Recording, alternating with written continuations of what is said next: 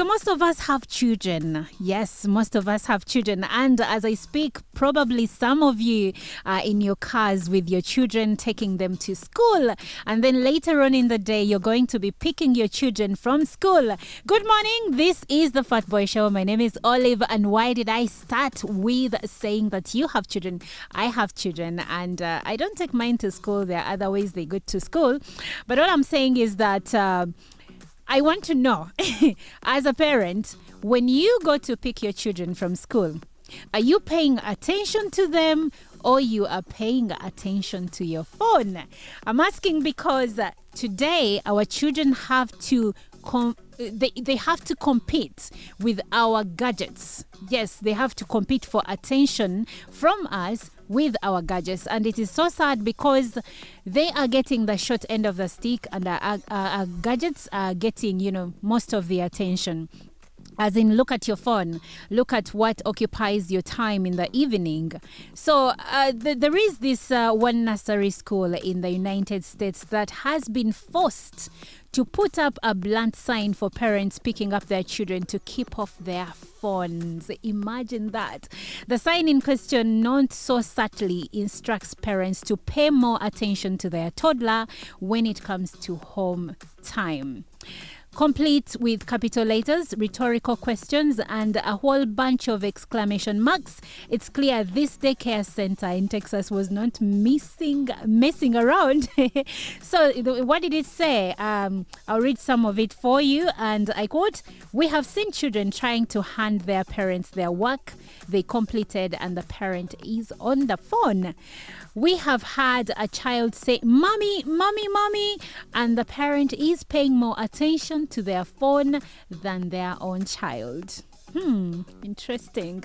The nursery went on to dub the whole thing completely appalling. To really hammer the point, one last final time, the sign signed off, "Get off your phone." And I'm saying, my fellow parent, get off your phone. Now, I'm no perfect parent. I am guilty of this on so many levels, but it's not a blame game here. We just have to be intentional. I know we go through a lot, and probably most of the time during the day, we don't go through our phones because, some people have jobs where you can't even look at your phone during the day. Or if you are, then you're looking at company emails, client emails. So you do not get the time to indulge yourself in apps like TikTok, Snapchat, Instagram. And yet probably that is one of your outlets. That is one of your ways to, relax. But I'm still saying, in as much as you need that, your children need you. So you need to get off your phone. And in most homesteads, children sleep at around 8 p.m. So you can pick them, pay attention to them, and any time after 8 is your me time. But the first order or the first priority has to be our kids, because I remember when my son was 9, someone asked me, "How old is your son?" And I was like, "Oh, he's almost 10. I'm so excited." And this person told me, "You have about 8 years." And I was like, "What do you mean 8 years?" And he was like, "I have a 13-year-old and I know I have 5 years." So what he meant was that after 18, because around the time most of them are like in senior 6 or vacation, or going to senior 6, after 18, when your child joins university, you may not see them as much as you see them today. So you have to make the time that you see them right now count, because within no time, and time flies so fast. I mean, today is 11th and it was just first the other week. So you need to make the time count, because before you know it, you do not have them anymore. Now, the sad part is, if you didn't pay attention to them and they leave home, you're going to be the parent who calls your children to remind them to give you a call. Now, I know you can do everything humanly possible to be present, and sometimes they grow and forget about you, but at least you will know that you gave them the time, because nothing hurts like living with regrets, saying probably I should have been around more.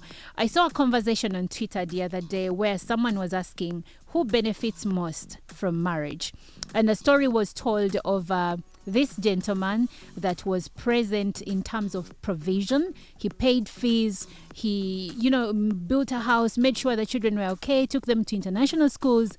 And then after they went abroad for university, now they work and they stay abroad. And his wife decided to relocate to the United States to live with one of the children. And the man lives here, high blood pressure, and he's lonely in his old age. So most people are like, marriage benefits women and children. But then I saw many responses to that, where many people said, marriage only benefits women and children, or men only live lonely lives in old age because they did not invest time in their children. Now, this is about men, but it can even be about women. If you do not give your children the time, even if you work so hard, even if you pull 80-hour weeks, you need to find the time to at least say a good word to your child. Maybe pray with them before they go to bed. Maybe see them in the morning before they go to school. Just make sure that you're present. If you work away from home, make your leave target the time when they're on holiday so that you can spend time with them. I know a friend who works in Iraq with the UN, but he always comes home during school.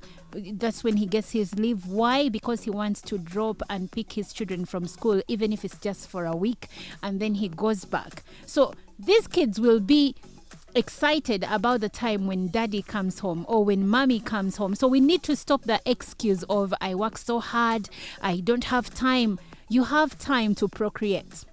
You have time to go to the bar. You have time to hang out with the boys. You can have time for your children. Get off your phones. This is the Fatboy Show. My name is Olive.